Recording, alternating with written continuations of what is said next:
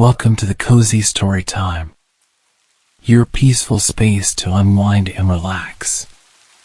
Before we start, make sure to subscribe and like the video for more cozy stories every night.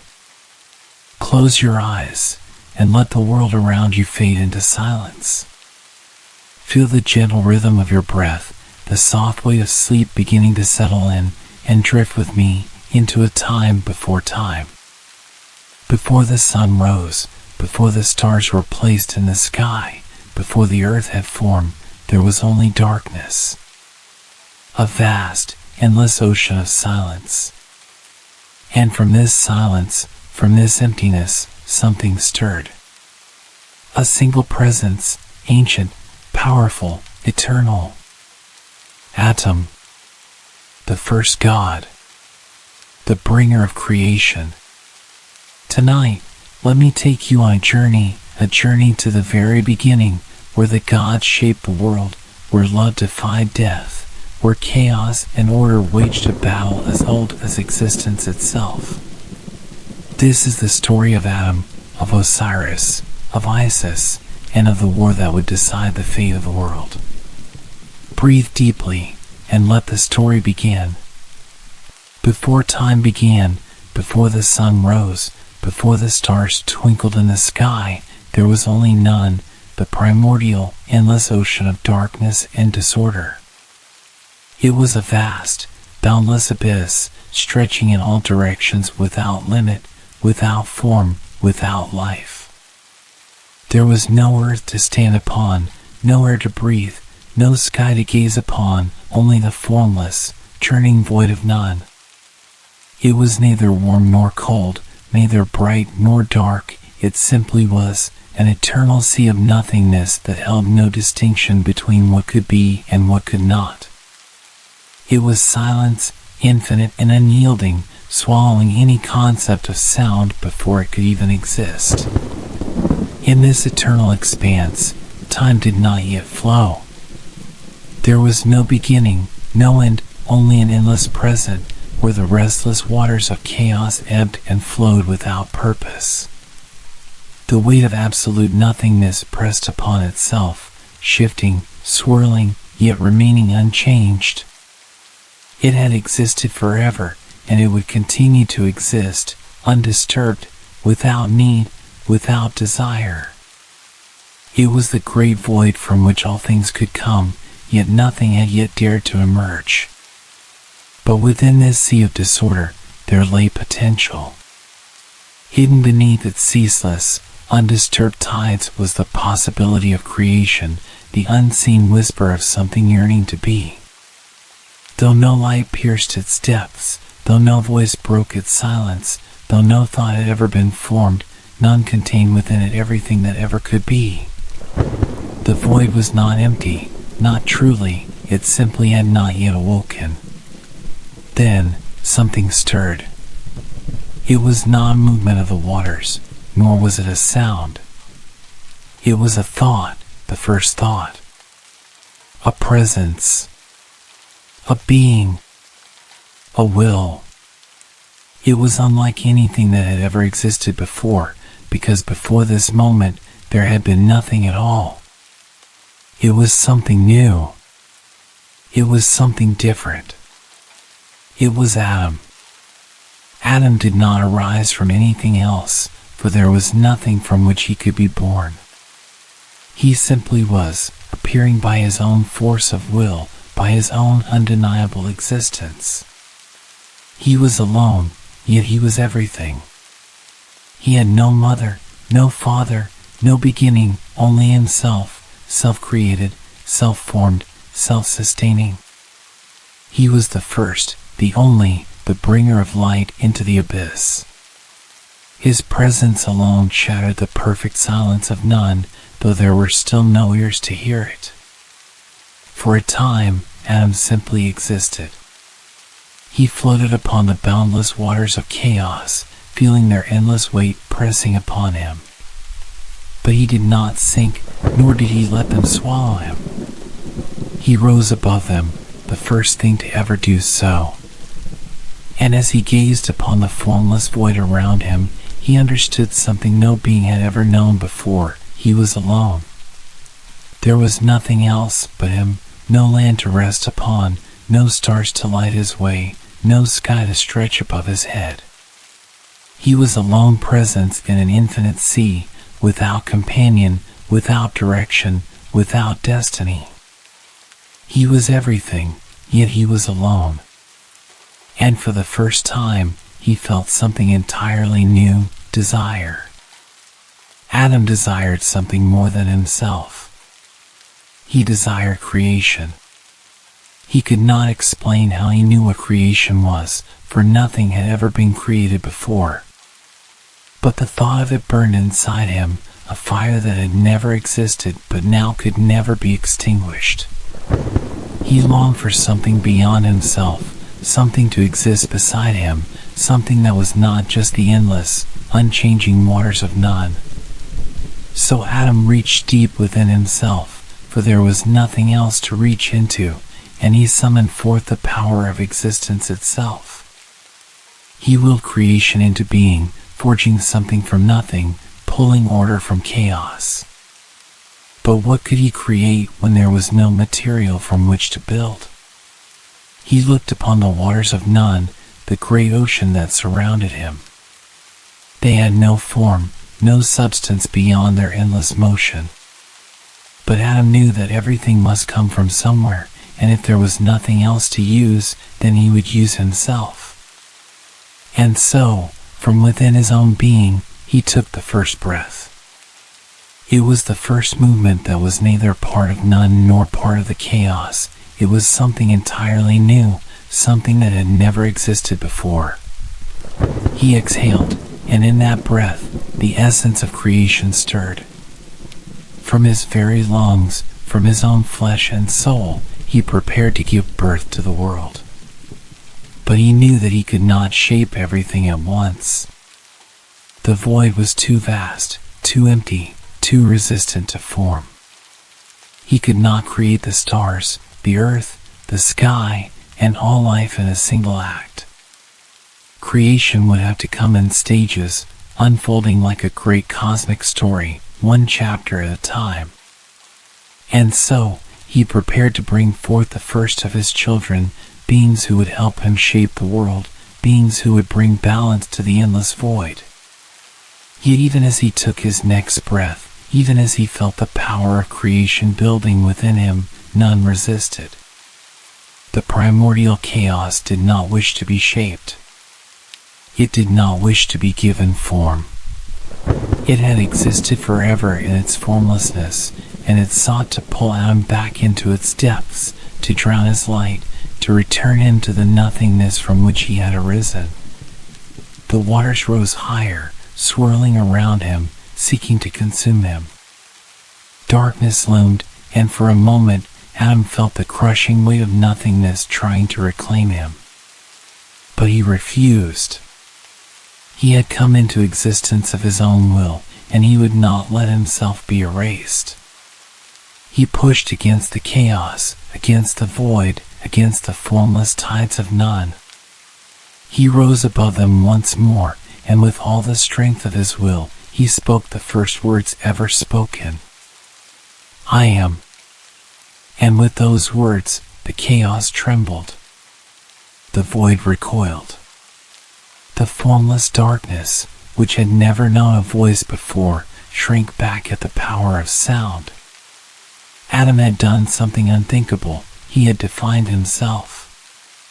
He was no longer just a presence within the void. He was not just a passing thought or a fleeting flicker of awareness. He had given himself identity, and identity was something the chaos could not consume. Strengthened by his own declaration, Adam took another breath, deeper this time, and within it, the seeds of creation stirred once more. The battle against the void was not over, but he had won the first victory. He was no longer a lone presence lost in the sea of nothingness. He was a creator, and the world he would build had already begun to take shape within him. As the formless abyss raged and resisted, as none churned and shifted, Adam prepared to create his first children. He would not be alone for much longer. The world was still yet to be formed, but the act of creation had begun. And nothing could stop it now. Adam had spoken the first words, and the chaos had trembled. He had declared himself, and the void had begun to break. But this was only the beginning. Creation was a process, not an instant.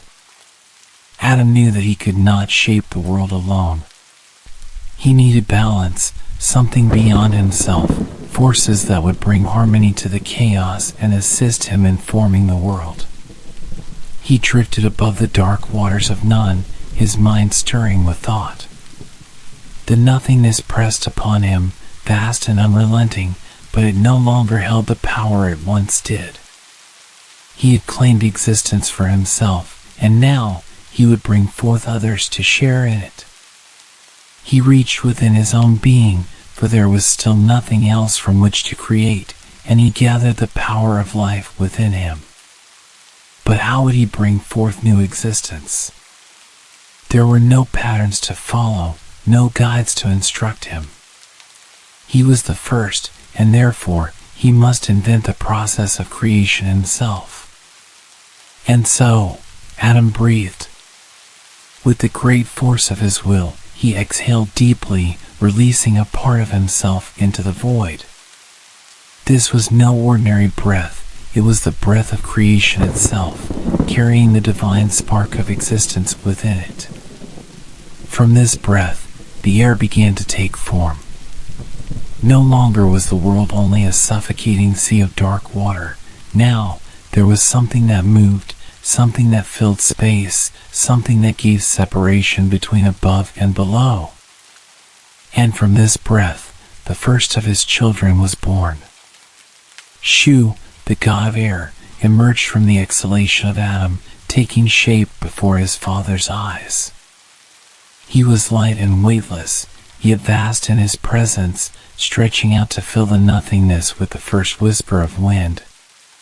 His body shimmered with golden light, glowing softly in the eternal twilight of creation.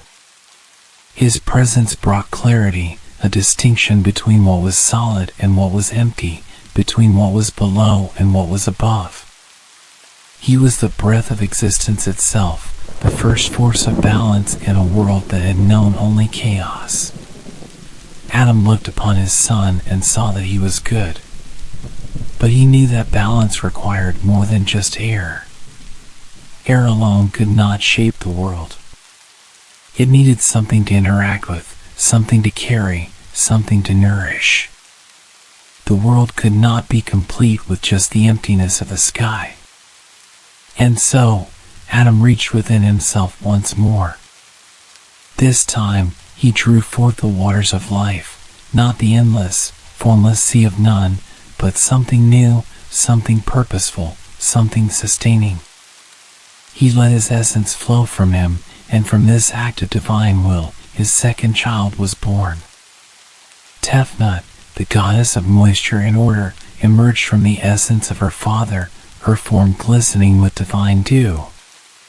She was the source of rain and mist, the gentle touch of water that would one day bring life to the world. Her presence brought a soothing coolness, a calming embrace against the harsh, dry breath of her brother Shu. Together, they were balance, Shu, the invisible wind, and Tefnut, the nourishing moisture, their energies mingling and dancing through the void in a perfect harmony of opposites. Adam gazed upon his two children, his first creations, and felt something entirely new, pride. He had not simply declared himself into existence, he had now brought forth new beings, separate from himself, yet born of his own divine will. They were not mere extensions of his being.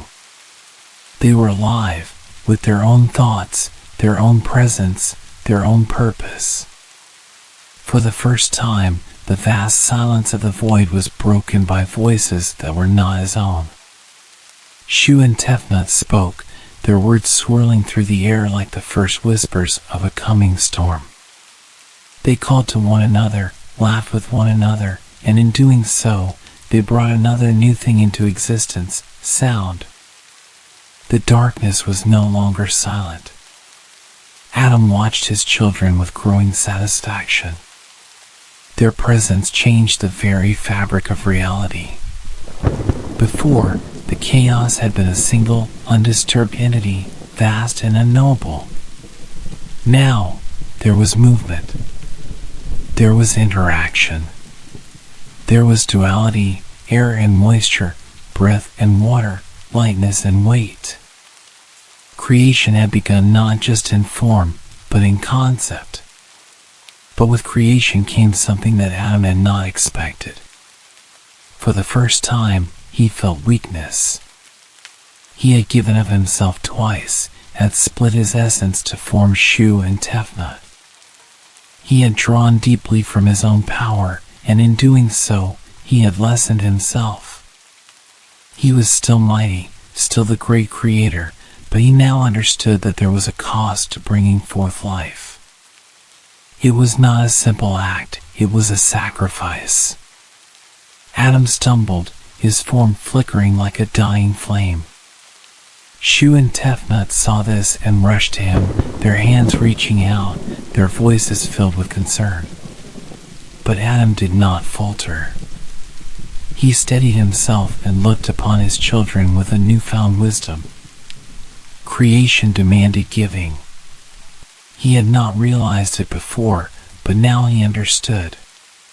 To create was to give, to share, to release part of oneself so that something new could flourish. He had lessened himself so that others could exist, and in doing so, he had made the world richer. He had brought balance, not just to the void, but to himself. He gathered Shu and Tefnut before him and spoke, his voice steady despite the weariness creeping into his divine form. "You are my firstborn," he told them. "You are the foundation of what will come. From you, the world will take shape. You must learn, you must grow, and one day, you will bring forth creation of your own." Shu and Tefnut bowed before their father, acknowledging his wisdom and their purpose. They would not be idle beings. They would shape the world, continuing what Adam had begun. But the void was still vast, still uncertain, and though Shu and Tefnut had brought movement and sound, they had also brought another thing into the world, separation. Before their birth, Adam had been alone, but he had been whole. Now, there were others, and in their existence, he felt a distance that had not been there before. Though they were his children, they were no longer part of him in the same way they had been before they were born. And for the first time, Adam felt loneliness. He had created life, but in doing so, he had created difference. The void was no longer a single, undisturbed place. There were now many forces, many wills, many minds. And though it was beautiful, though it was good, it was also change. Adam closed his eyes, resting for a moment as his children danced around him, filling the air with their energy. He had begun something greater than himself, something he could not yet fully understand. The world was still young, still forming, still full of possibility. But he had taken the first step, and he knew that the next would come soon. For Shu and Tefnut would not remain beside him forever. Their journey was only beginning. And so, the story of creation continued.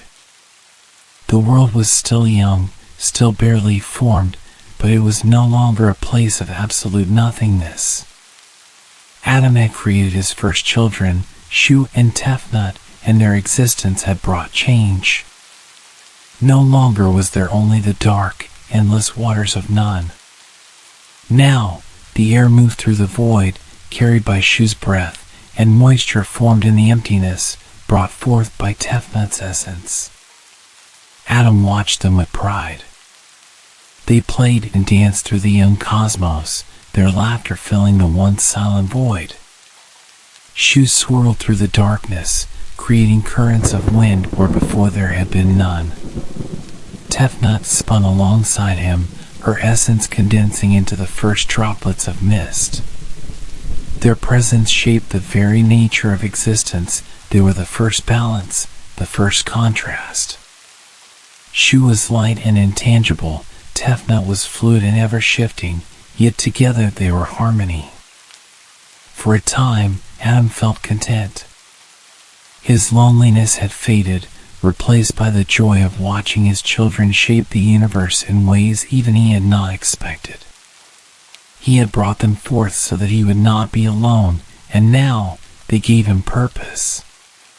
He saw them create, experiment, explore, and it filled him with wonder. But then, something happened that he had not foreseen. One day, Shu and Tefnut drifted too far from him.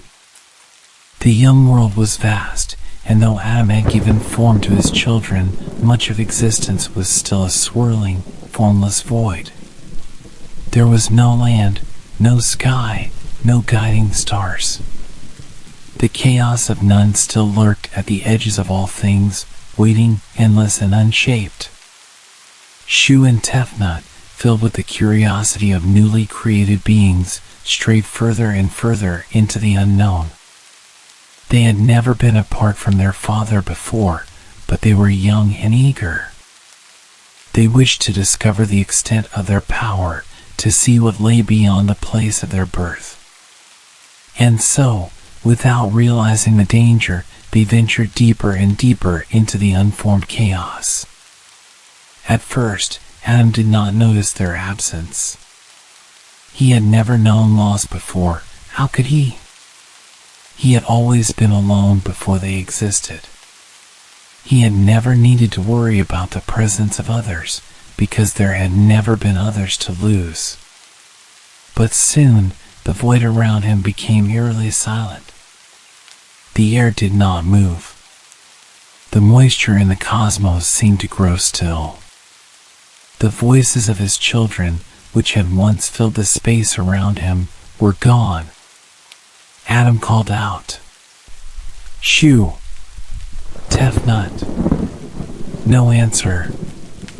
A strange feeling settled within him. It was different from the loneliness he had known before. It was sharper, heavier. It was an absence that felt wrong. Adam called again, louder this time. "My children, return to me." But the void did not answer. And then, for the first time, Adam felt fear. It was a terrible thing, this feeling. It was new, unfamiliar, and unbearable. He was the great creator, the first being, the bringer of order to chaos. He was Adam, and yet, in this moment, he was powerless. His children were gone, swallowed by the vast unknown, and he did not know how to bring them back. He searched for them. He reached out with his divine presence, stretching his essence as far as he could. He sent his voice echoing through the void, calling their names over and over again. Silence. Adam had never been desperate before. He had never needed anything before. But now, he was willing to do anything to find them.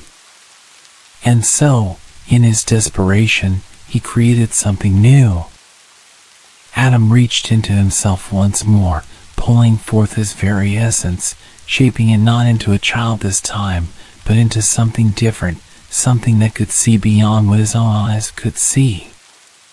From his own being, he brought forth his eye. It was no ordinary eye. It was an extension of his will, a living force of divine power, a part of himself made separate so that it could seek what he could not find on his own. This was the eye of Adam, a brilliant, burning force of light, a beacon of divine sight, unmatched and all-seeing. With the speed of a falling star, Adam's eye flew into the void, searching. It pierced through the formless chaos, cutting through the darkness like a blazing fire. It searched high and low, scouring every corner of the young cosmos, diving deep into the swirling abyss of none where the unformed forces of existence still raged. For what felt like an eternity, the eye searched. And then, at last, it found them. Shu and Tefnut had wandered too far into the chaos. They had been swallowed by the unshaped void, lost in the endless tides of none. Without form to hold on to, without the guiding presence of their father, they had become trapped. The chaos had tried to reclaim them, to drag them back into nothingness. But the eye of Adam was relentless. It burned with the power of creation, searing through the void, tearing through the chaos that held them captive. With a force greater than anything that had existed before, the eye brought them back. The moment Shu and Tefnut returned, Adam pulled them close, embracing them with all the strength of his being. He had never felt relief before, but now he knew what it meant. He held them tightly, afraid to let go, afraid to lose them again. And then, something unexpected happened. As he held them, something fell from his eyes. Something small, something warm, something that shimmered like liquid gold. A tear. Adam had never wept before. He had never known grief, or longing, or joy so great that it made his very being tremble. But now, as he looked at his children, safe in his embrace, he wept. And from those tears, something incredible happened. The drops that fell from Adam's eyes touched the vast emptiness, and when they landed, new life sprang forth. These tears did not simply vanish into the void, they became the first humans. Adam had not meant to create them. He had not planned for them, and not shaped them as he had shaped Shu and Tefnut.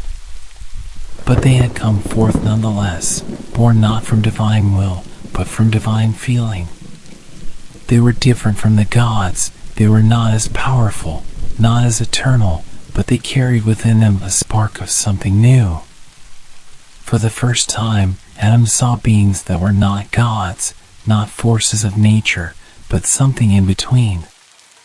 Something fragile, yet full of potential. Something small, yet infinite in possibility. They were the first people. Adam looked at them, and though he had not intended their creation, he did not undo it. He had felt loss, and through it, he had gained something more than he ever expected. His children had returned to him, and in their return, they had brought forth a new kind of life. The world had changed once more. Shu and Tefnut, now wiser from their journey into the unknown, stood beside their father once more. Adam knew that he could not always protect them, that one day they too would create, that they too would change the world in ways he could not predict. But for now, they were together again. And from his tears, humanity had been born. Creation had not ended. It had only just begun. Adam had reclaimed his children from the chaos.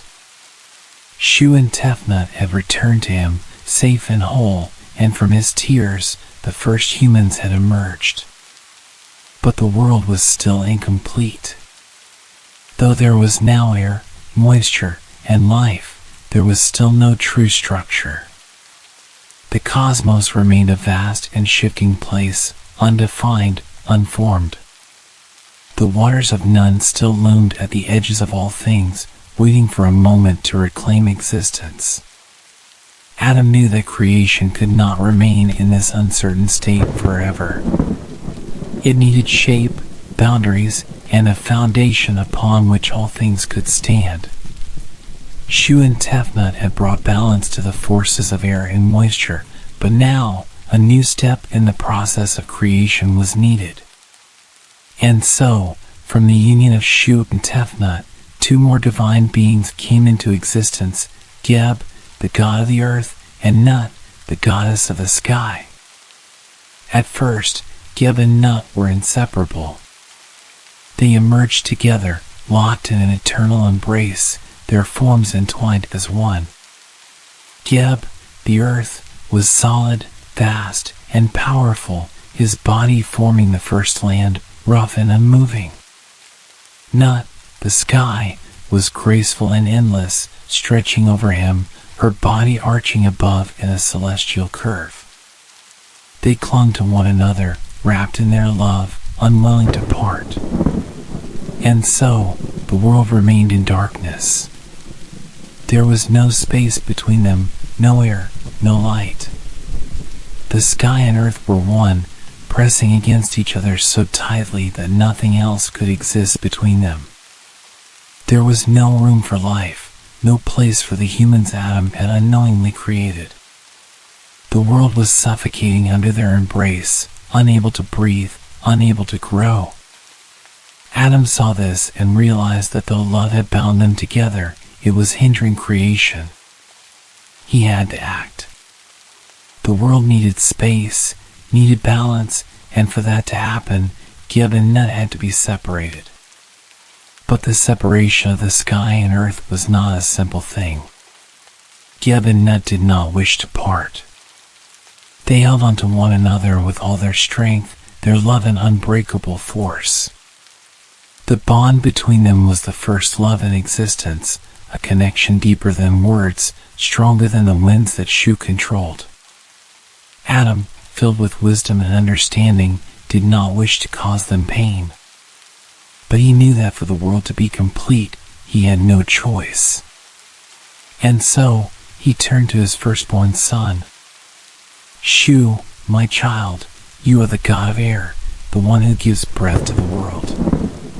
You must rise between Geb and Nut and hold them apart so that the world may take shape. Shu hesitated. He loved his younger siblings. He did not wish to force them apart, to be the cause of their sorrow. But he also understood his father's wisdom. Without separation, there could be no sky, no earth, no life. With a heavy heart, Shu rose between them.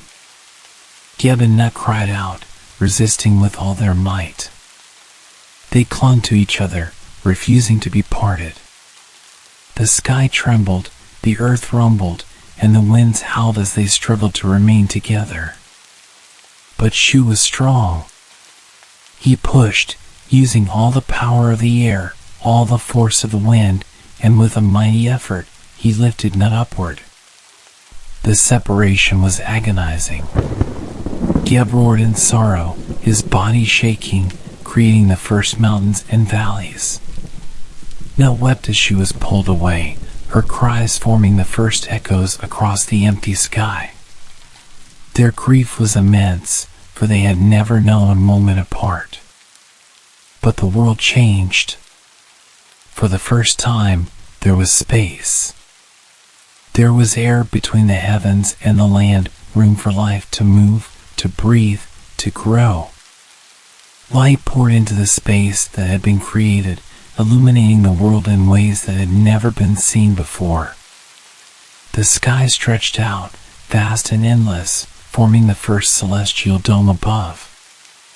The earth became firm beneath it, supporting all that was to come. Shu, with arms outstretched, held Nut above him, his strength keeping them apart.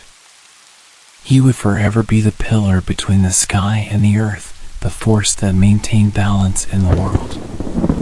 But though balance had been achieved, the pain of the separation did not fade. Geb and Nut still longed for each other, yearning for the closeness they had once known. And so, their love took new forms. Nut, though she could no longer touch Geb, would stretch her body across the heavens, reaching for him with her outstretched arms and legs, her form curving over the world. She became the night sky, her body adorned with countless stars, each one a message of love, a reminder that though she and Geb were apart, their connection remained. Geb, though he could no longer hold Nut, sent his love upward through the earth. His longing took the form of life itself, the trees, the grass, the flowers, all things that grew upward, reaching for the sky. His love was in the rivers that flowed, in the mountains that stretched toward the heavens, always striving to touch Nut once more. Adam watched this transformation with sorrow and understanding. The world had been shaped, but it had come at a cost. Love had been forced apart for the sake of existence. Balance had been achieved, but heartache had been born. And so, Adam granted Nut and Gib a gift. Though they could not be together as they once were, he decreed that Nut would be allowed to descend and embrace Gib once more, but only for a brief time, and only in darkness. And so, each evening, as the sun disappears beyond the horizon, Nut lowers herself toward Gib, embracing him in the cover of night. And each morning, as the sun rises, she is lifted once more, pulled back into the sky, forever bound to the cycle of parting and reunion. The first sunrise and sunset had been created. The world now had structure, sky above, earth below, and air in between. The space for life had been secured. The balance between the elements had been established. But even in this balance, even in the perfection of creation, sorrow had found a place. For even the gods were not free from longing. And thus, the world moved forward. Creation was not yet complete, but the foundations had been laid. The sky stretched high, the earth stood firm, and between them, the air flowed, bringing breath and motion to all things. Yet, even as Adam looked upon his work and saw that it was good, he knew that more was still to come. For creation was not just about form and order. It was also about life, and life had only just begun. The world had been shaped, its boundaries established. Above, Nut stretched across the heavens, adorned with the twinkling stars. Below, Gib lay as the foundation of all things, his body firm and unyielding. Between them, Shu held the sky apart from the earth, maintaining the balance that allowed existence to flourish. But though the world had taken form, it was still empty. The space created by the separation of the sky and earth held endless potential, but little yet lived to fill it. The first humans, born from Adam's tears, wandered the vast land, but they were fragile and uncertain. They needed guidance, leadership, beings of greater power who could shape the world's destiny. And so, from the sorrowful love of Gib and Nut, new gods were born. Despite their separation, Gib and Nut's bond could not be broken. Their love endured across the distance, and from that love came their children, Osiris, Isis, Set, and Nephthys, four divine beings who would shape the fate of gods and mortals alike. Osiris was the firstborn, the strongest, the wisest. He emerged from Nut's celestial form with a presence that radiated both power and gentleness. His skin was the rich color of the earth, deep and fertile, for he would be the Lord of growth and renewal. In him, Gib's essence lived on, and through him, life would take root and flourish. Following Osiris came Isis, his sister and counterpart. From the moment she was born, Isis possessed a mind sharper than the finest blade. She was a weaver of wisdom, a mistress of magic, and the embodiment of devotion. Where Osiris represented the earth's bounty, Isis was its guardian, the one who would protect, nurture, and guide. Next came Set, but from the moment of his birth, it was clear that he was different from his siblings. His body was strong, his presence fierce, and where Osiris exuded calm authority, Set was restless and wild. His skin bore the color of a stormy sky, his eyes burned with untamed energy, and his voice rumbled like distant thunder. He was the spirit of the desert, of chaos and ambition, and his fate would be entangled with both creation and destruction. Finally, the youngest was Nephthys, a shadow to Isis's light. She was quiet where Isis was outspoken, mysterious where Isis was direct. Her beauty was like the twilight, gentle, dark, and full of hidden depths. She would become the goddess of the unseen, of the spaces between, the guardian of secrets and the guide of lost souls. The birth of these four gods marked a new era in the unfolding story of creation.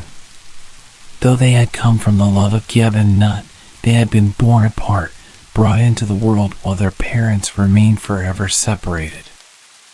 Their very existence was a reminder of the sorrow that had shaped the cosmos. They were not simply beings of power, they were the first gods to truly inherit the burdens of fate. But Adam, the great creator, saw their potential. He knew that they would become more than just divine figures.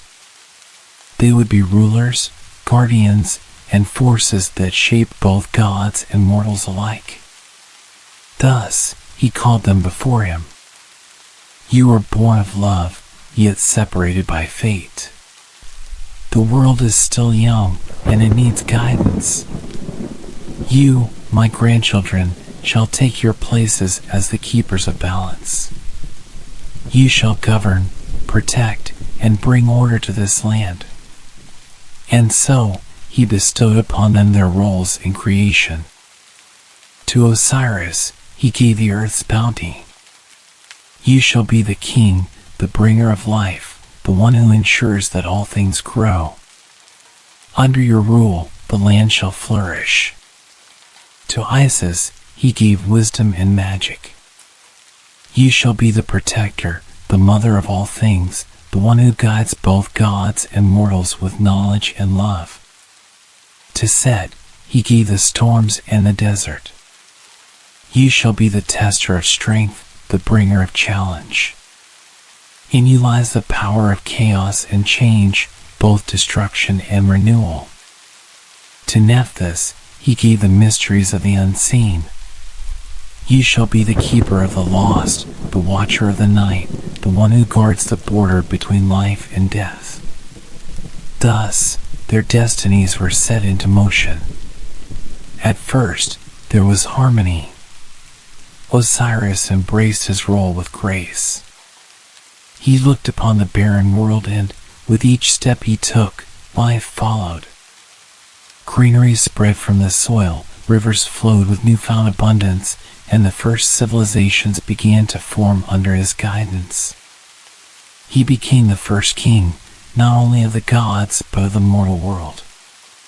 Under his rule, humans flourished, learning the ways of farming, law, and order. Beside him, Isis was his queen, not only in title but in spirit. She stood as his equal, using her wisdom and magic to strengthen his rule. She taught mortals the ways of healing, of knowledge, of devotion. Where Osiris brought life, she protected it. Nephthys, too, found her place.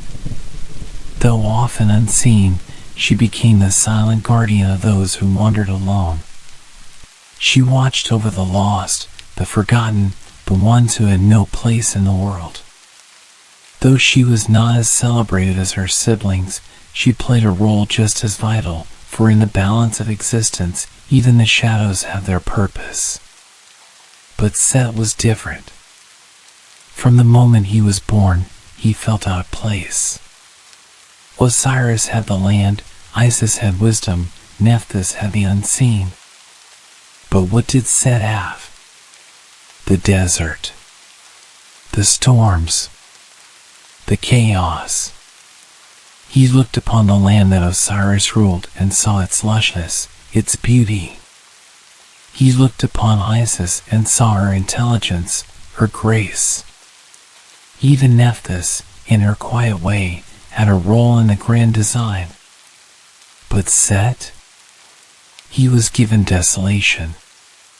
The sands, the barren lands where nothing grew, the violent storms that howled with fury. His domain was one of hardship and struggle. And though he was strong, though he carried the force of the untamed wild, he felt unfulfilled. He did not wish to be the bringer of chaos alone. He wanted power. He wanted a place greater than the one assigned to him. And so, even as the world prospered under Osiris's rule, jealousy began to grow within Set's heart. He looked upon his brother's kingdom, upon the mortals who worshipped Osiris as the great king, and he felt a stirring deep within him. A whisper of something dark, something dangerous. A seed of ambition, planted by fate itself. For though Osiris had brought prosperity to the world, and though Isis had safeguarded wisdom, the balance of creation was still fragile. The harmony that Adam had sought to establish was not yet complete. And soon, the bonds of brotherhood would be tested. For Set was not destined to remain in the shadows. And chaos, once given form, can never be truly contained. The world flourished under Osiris's rule. The land was fertile, the rivers abundant, and the people, guided by his wisdom and Isis's magic, built the first great civilizations. Humanity praised Osiris as the benevolent king, the giver of life, the one who had tamed the wild earth and made it thrive. Yet, even as prosperity spread across the land, darkness stirred in the heart of his brother. Set had long watched Osiris rule, his jealousy growing with each passing day.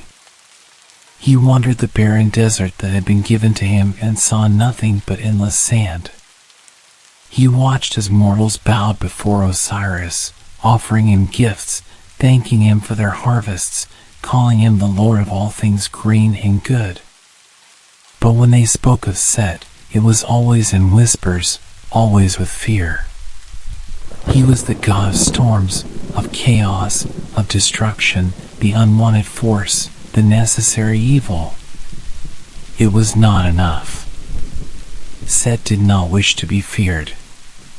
He wanted power.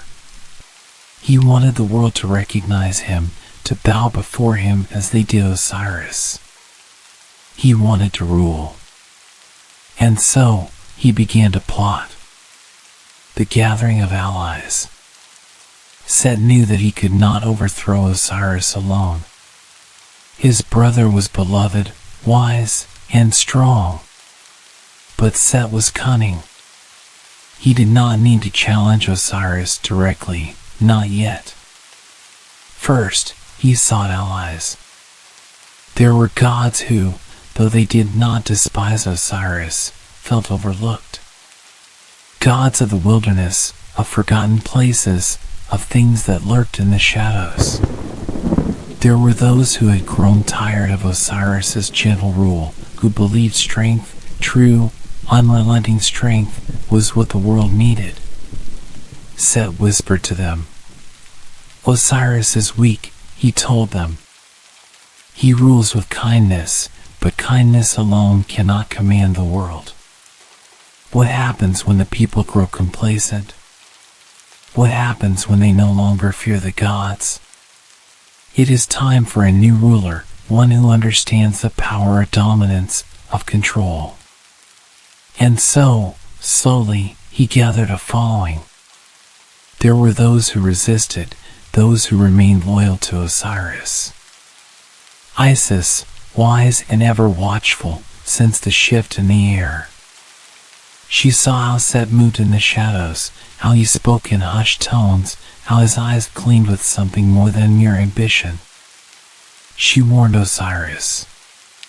Be wary, my love, she said. Your brother's heart is troubled. I see darkness in his thoughts. Do not turn your back to him. But Osiris, in his wisdom, was also trusting. Set is my brother, he said, smiling. He has stood beside me since the moment of his birth. There is no betrayal in him. Yet, in the halls of secrecy, Set's plan was already taking shape. The banquet of treachery. The day of the great feast arrived. Set had arranged a grand banquet in Osiris's honor, inviting all the gods to celebrate his rule. It was a lavish affair, tables overflowing with fruit, meats, and the finest wines. Laughter and music filled the air, and even Isis, though still wary, allowed herself to enjoy the revelry. But Set had prepared a gift. It was a coffin, unlike any that had ever been seen before. Crafted from the finest wood, inlaid with gold and jewels, it was shaped perfectly, as if made for a god. Its beauty was unmatched, a work of art so fine that when the gods beheld it, they gasped in admiration. Set, smiling, raised his goblet and spoke. "This is my gift to the gods," he declared, "but it is not for me. No, this coffin is fit only for the most powerful among us. Let us make a game of it. Whosoever fits within it perfectly shall claim it as their own." The gods, amused by the challenge, stepped forward one by one. They laughed as they lay within the coffin, each finding it too small, too large, never quite right. And then, at last, Osiris approached. He smiled at Set, trusting still, and stepped inside. The moment he did, Set sprang his trap. With a shout, his followers slammed the lid shut. Chains wrapped around the coffin, sealing it tight, locking Osiris within. The laughter turned to gasps, to cries of horror as Set's true intention became clear. Before any could intervene, before Isis could call upon her magic, Set and his followers seized the coffin and carried it away. "The throne is mine," Set roared, his voice echoing like thunder. With all his strength, he cast the coffin into the Nile, the great river that had once been Osiris's lifeblood. The waters churned, swallowing the gilded tomb, dragging it away toward the sea. The world falls into darkness. With Osiris gone, Set seized the throne. Where once the world had flourished, it now trembled. The gentle rule of Osiris was no more. Where he had brought life, Set brought storm and drought.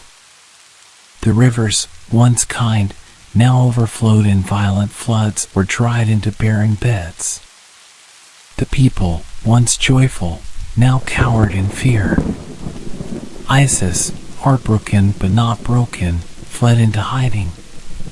She refused to submit to Set, refused to acknowledge his rule. She wept for Osiris, but more than her sorrow, she held on to something else, determination. She would not let this be the end. Osiris was not merely her husband, her king, he was life itself. And though Set had cast him away, she knew, deep in her soul, that life could not be so easily destroyed. And so, she began her quest. She would search the world. She would find Osiris. For Set had underestimated one thing, the power of love, of devotion, of magic. And in the depths of the Nile, beneath the shifting currents, something still remained. Osiris was not yet lost.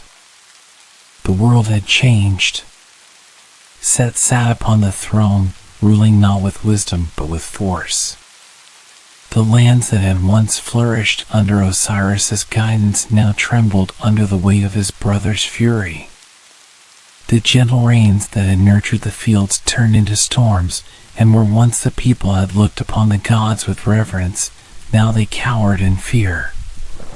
But amidst the darkness, Isis remained unbroken. She had fled Set's wrath, vanishing into the shadows, but she did not hide in fear. No, she had to prepare, to plan, to search. She knew Osiris was not truly gone. The Nile had swallowed his coffin, but the river was vast, winding through lands unknown. Somewhere, beneath its restless waters, he still remained. And so, Isis set forth on a quest unlike any other, a journey across the world, through peril and sorrow, to find the one she loved and restore him to life. The search across the lands. Isis's journey was long and arduous. She searched the banks of the Nile, questioning the creatures of the river, calling upon the spirits of the land to reveal Osiris's resting place. She traveled through dense marshes, across scorching deserts, into the hidden places where even the gods rarely tread. At times, despair threatened to take hold of her heart. The river was vast, and the world even more so. She knew that Set had planned this well. He had not merely cast Osiris away, but had ensured that he would never be found. But Isis was no ordinary goddess. She was persistence. She was wisdom. She was magic itself. And the world, despite Set's cruelty, still held those who were loyal to Osiris. In the distant land of Byblos, Isis heard whispers of a miraculous tree that had grown overnight upon the shore, its roots wrapped around a golden coffin. The people of Byblos had been awed by this sight and had taken the tree, its beauty unmatched, and brought it into their palace. They had carved it into a pillar for their great hall, never knowing that within its heart, a god lay sleeping. At once, Isis set sail for Byblos. The palace of Byblos. When she arrived, she did not reveal herself as a goddess. Instead, she walked among the mortals as a mere woman, a foreigner in a strange land. She observed, listened, and waited. The queen of Byblos was kind and wise, and her heart was moved by Isis's presence. The goddess, though veiled in secrecy, radiated an aura of sorrow and longing that the queen could not ignore. And so, Isis was welcomed into the palace, not as a divine figure, but as a nursemaid to the infant prince. Yet even as she cared for the child, her true purpose never wavered. Each night, when the palace was silent and the world slept, she would whisper to the great pillar that held Osiris's coffin. She would press her hands against its smooth bark, feeling the faint pulse of life hidden within. She knew Osiris was there. And so, at last, she revealed herself. Before the king and queen of Byblos, she cast off her mortal disguise, revealing her divine radiance. She spoke of who she was, of why she had come, and of the sacred secret hidden within their palace. The rulers of Byblos, humbled and awed, gave the pillar to Isis. With reverence, she broke it open. The fragrance of sacred wood and divine essence filled the air as the golden coffin was at last revealed. Isis wept, her hands trembling as she traced the carvings upon its lid. After so long, after so much sorrow, she had found him. The escape and the hidden refuge. With great care, Isis took Osiris's coffin and began the journey home. But she knew she could not yet openly defy Set, not yet. She had to hide, to protect Osiris until she could bring him back to life. And so, she traveled in secret through the marshes of the Nile, finding a hidden place where no god, no mortal, could find them. There, she laid Osiris's body upon the earth and began the sacred rites to awaken him once more. Yet, even as she worked, she knew the task was beyond even her power alone. Osiris was not merely lost, he had died. His soul had already begun its journey to the Duat, the underworld. She needed more than magic. She needed a miracle. the power of love and resurrection. Isis was not merely a goddess, she was the embodiment of devotion. She called upon every secret spell, every word of power. She spoke the language of the gods, of the stars, of the very forces of creation. Her magic wove around Osiris like a cocoon of light, drawing upon the essence of life itself. And then, she did something that no god had ever done before. She breathed into him. Her love, her grief, her very soul poured into him with that breath.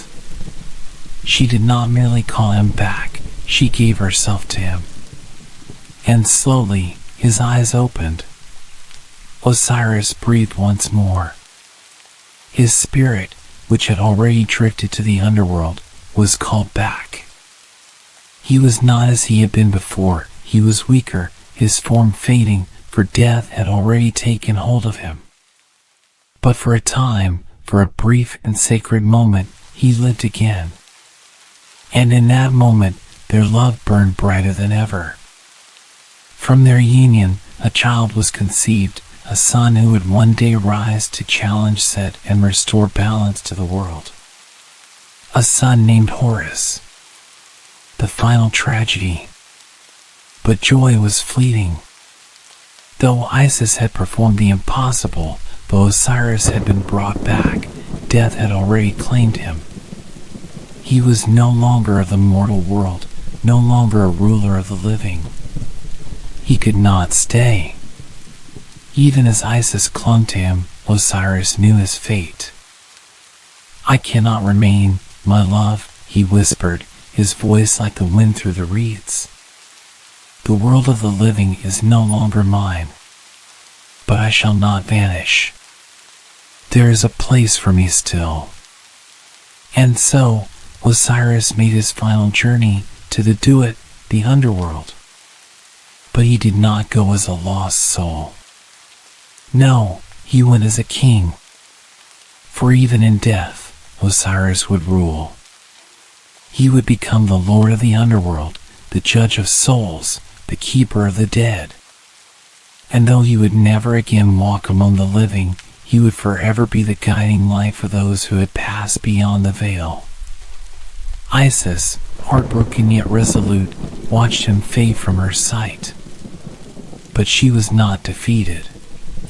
For within her, she carried their son, the child who would one day grow strong enough to challenge Set, to reclaim Osiris's throne, and to restore balance to the world. And so, with hope in her heart, she vanished into the shadows, preparing for the day when Horus would rise. The battle was not yet over, and destiny had not yet spoken its final word. Years passed. Set ruled the world with an iron fist, his storms raging across the land, his cruelty seeping into the hearts of those who dared oppose him. He had claimed the throne of Osiris, and none dared challenge his power. But in the hidden corners of the world, where the reeds whispered secrets and the stars bore silent witness, a boy was growing. Horus, the son of Isis and Osiris, the rightful heir to the throne. Isis, knowing Set would seek to destroy him if he ever learned of his existence, kept Horus hidden. She raised him in secrecy, far from the reach of his uncle's wrath. She taught him the ways of the gods, the wisdom of his father, and the magic of the divine. He grew strong, fast, and fearless. And when the time came, when he had become a warrior worthy of his destiny, Isis led him to the great temples where the gods still watched over the world. Before all who remained loyal to Osiris, she declared his birthright. "This is Horus, son of Osiris, the true king of the world. He has come to reclaim what was stolen and restore balance." The gods, who had long suffered under Set's reign, rose to support him. And so, the battle for the world began. The war of the gods. Set would not surrender his throne easily. When he learned of Horus's challenge, he laughed. A child dares to challenge me? A boy raised in the shadows, cowering in the reeds? Let him come. I will crush him as I crushed his father. But Set had underestimated Horus. The war that followed was unlike any before. It was not merely a battle of swords and strength, it was a war of gods, of forces beyond mortal understanding.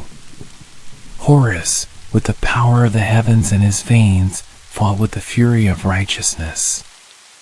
He wielded the might of Osiris, the cunning of Isis, and the strength of his own unbreakable will. Set, the god of storms and chaos, fought with the rage of destruction. His thunder roared, his storms raged, and the world itself trembled under their clash. The battle spanned years. They fought across the deserts, where the sands turned to glass under the force of their blows. They fought upon the waters, where the waves rose like mountains and the sky was torn asunder. They fought in the sky, where the stars bore witness to their fury. The gods themselves took sides. Some stood with Horus, believing in the return of balance, while others sided with Set, drawn to his unrelenting power. And through it all, Isis watched, her heart torn between her love for her son and the fate of the world. The final duel. At last, the battle came to its climax. Horus and Set stood upon the edge of the world, where the sands met the stars, where the sky touched the earth. They had fought for what seemed like eternity, their power shaking the heavens, their bodies battered but unbroken. Set, wounded but defiant, sneered at Horus. "You are strong, boy. Stronger than I expected. But strength alone does not make a king. The world is chaos, and only those willing to command it can rule. Your father was weak. He thought kindness was enough.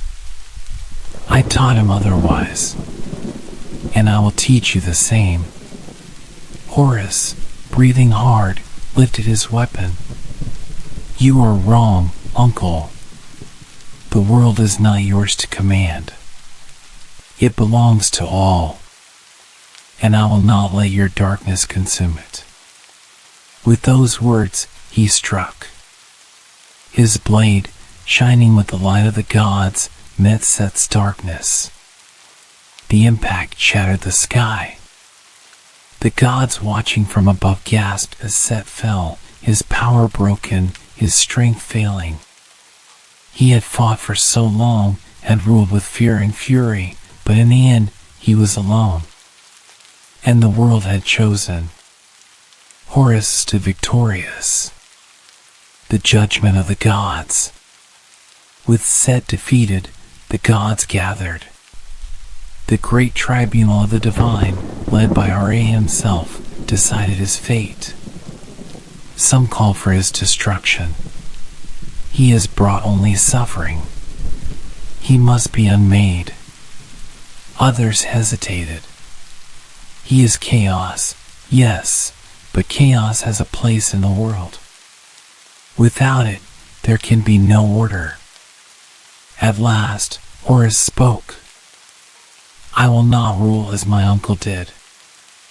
I will not take the throne through blood alone." He looked upon Set, broken and seething, and declared his judgment.